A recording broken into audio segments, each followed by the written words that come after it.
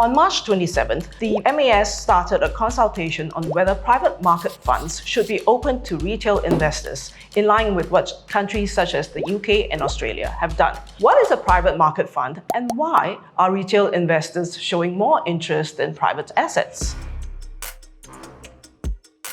The private market encompasses assets that are not publicly traded on stock exchanges. These include private equity, or PE, and private credit, where companies borrow from non-bank lenders. Traditionally, the domain of institutional investors such as sovereign wealth funds and insurance companies, private assets require big-ticket buy-ins to the tune of billions of dollars, with a minimum holding period of around 5 years, which can go up to decades. Institutional investors lock up such huge capital for a long time because in the longer term, private assets can yield higher returns than publicly traded investments such as stocks and bonds. The return usually includes what is called the liquidity premium, meaning private assets offer higher returns to compensate for the lack of liquidity. That's because when they are private, such assets are not traded with the frequency and volatility of public markets. Over time, the private asset firms and fund managers, known as general partners or GPs, find there's appetite for such investments from the ultra-rich investors and family offices. Following that, private banks that manage funds for clients with at least $2 million in investable assets started offering private assets. In recent years, in what the industry has termed as the democratization of private markets, regulators in the likes of UK and Australia have started allowing affluent retail investors and the rest of retail investors access to such investments. This wave has helped to lead the total assets in global private markets to more than double to $18.2 trillion in 2024 from just $7.2 trillion in 2014. There are estimates this could jump to $29.2 trillion by 2029. In Singapore, accredited investors can already trade private assets, such as the shares of ByteDance and SpaceX.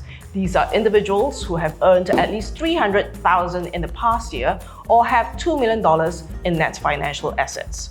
What MAS proposes is to allow retail investors who do not meet these criteria the ability to hold such assets through funds and fund of funds. So instead of buying ByteDance shares, for instance, you could buy a fund that includes these shares, and you don't need to cough up millions of dollars.